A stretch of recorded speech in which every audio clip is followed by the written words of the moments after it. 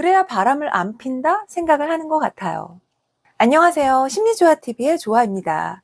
우리가 어릴 때는 누군가를 사귀기 전에 무엇에 많이 이끌렸을까요? 생각을 해보면 거의 첫 번째 1순위가 외모가 아니었나 이렇게 생각을 해봅니다. 예쁘고 잘생긴 그 매력에 눈길이 많이 갔죠. 마음도 금방 뺏겼고요. 그만큼 외모의 비중이 굉장히 컸어요. 그런데 중년의 나이가 되어서는 외모에 그렇게 크게 마음을 뺏기지 않더라고요. 물론 외모도 매력이 맞지만 외모보다도 더 중요한 그 가치 기준이 생겼기 때문에 더 그런 듯 한데요. 우선 중년에 이성을 만날 때 가장 먼저 맞춰봐야 하는 것, 여러분들은 무엇이라고 생각하시나요? 제가 생각할 때는 바로 연애의 방향성이 맞아야 잘 만날 수 있을 것 같더라고요. 연애를 어떻게 바라보는지, 어떻게 생각하는지, 이것에 대해 서로의 생각이 비슷한지, 이거 정말 중요합니다. 두 가지 방향성에 대해 말씀을 드리자면, 연애를 그 순간의 즐거움으로만 생각을 하고 즐기는 타입이 있어요. 주로 성관계, 잠자리가 주된 목적이죠. 이게 거의 8, 90% 이상 순간의 쾌락을 중요하게 생각하는 남녀들이 이 타입에 속합니다. 또 다른 케이스로는 연애를 진중하게 바라보는 타입인데요. 그래서 파트너를 볼 때 미래까지 함께 할 수 있는 사람인지 그 가능성을 보면서 연애를 하려고 해요. 그렇다고 잠자리의 즐거움이 아예 없는 건 아니고요. 즐거움 플러스 미래 가능성, 이 두 가지를 다 본다는 거죠. 전자의 경우 연애를 주로 즐거움이나 쾌락으로 바라보는 사람들 대부분은 만남 그 관계 자체를 약간은 가볍게 생각하는 경우가 많더라고요. 즐기려고 만나는 건데, 약간은 이런 쿨한 마인드죠. 물론 이 마인드가 나쁘다는 게 아니라 남녀가 서로 똑같이 이런 마인드여야 괜찮지, 연애의 방향성이 서로 다르면 약간 곤란합니다. 그러면 한쪽은 그 상대의 가벼움에 꼭 상처를 받게 되더라고요. 즐기는 타입의 사람들을 보면 둘 사이에 어떤 위기 상황이 닥쳤을 때 그 상황 자체를 굉장히 힘들어하고 피곤해해요. 그래서 노력해서 서로의 관계를 잘 풀어나가려는 그런 생각보다는 상대가 조금만 나와 안 맞아도 우린 아니야. 우린 안 맞아. 이렇게 포기가 빠르고요.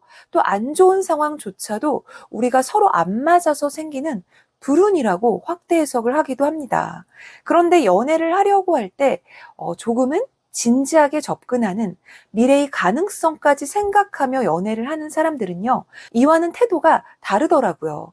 서로 간에 어떤 트러블, 문제 상황이 닥쳤을 때 단순하게 기분으로만 대처하지 않고요, 왜 이렇게 상황이 안 좋아졌는지 그 원인까지 잘 분석하면서 해결해 나가려는 그 의지가 더 강해요. 쾌락만으로 연애를 하는 사람들보다는요, 관계 회복을 위해 노력을 더 많이 한다는 거죠. 그래서 이 연애의 방향성 아주 중요합니다. 자, 그리고 두 번째로 중년이 되어서 서로 꼭 맞춰봐야 할 부분은요, 바로 경제관념입니다. 돈을 어떻게, 어디에 쓰는 게 더 효율적인지, 이것에 대한 서로의 생각이 비슷해야 만남이 지속되더라고요. 만약에 남자는 굉장히 검소하고 쓸데없는 지출을 싫어해요. 그런데 여자가 명품만 좋아하고 외식을 하더라도 약간은 좀 고급스러운, 고급이란 단어가 어울리는 그런 곳만 원한다면 남자 입장에서는 굉장히 피곤하고 힘들 거예요. 어릴 때야 서로 비슷한 상황이라 돈을 쓰는 그 소비의 차이가 크지 않았잖아요. 그런데 나이가 들면서는 취미나 좋아하는 것들이 확 차이가 나면서 소비 성향에도 영향을 주더라고요. 아까 말씀드렸듯이 옷이나 가방, 신발, 이런 명품 소비에 대한 차이도 생기고요. 외식이나 취미 활동 등 정말 다양한 소비에서도 차이가 생깁니다.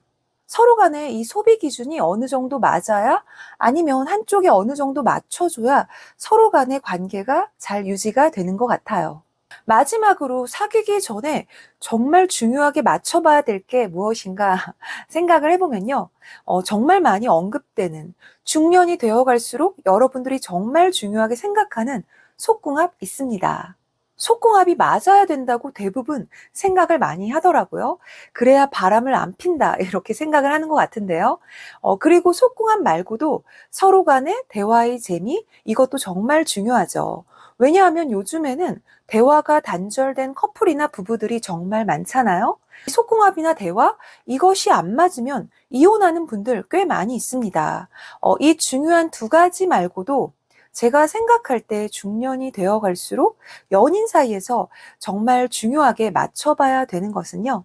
장기적으로 볼 때 이 인생의 의미에 대한 관점, 이것이 서로 비슷해야 되지 않나 생각이 듭니다.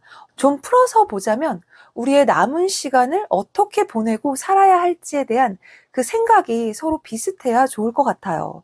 나이가 들어도 긍정적으로 발전적으로 바라보냐, 아니면 나이가 들었기 때문에 부정적으로 우울하게 바라보냐, 이 차이일 수도 있는데요. 예를 들면 나이가 들어도 굉장히 젊게, 즐겁게, 열정적인 마음으로 인생을 사는 분들 있습니다. 나이에 크게 신경 안 쓰고요. 재미있는 일을 꾸준히 찾아가고요.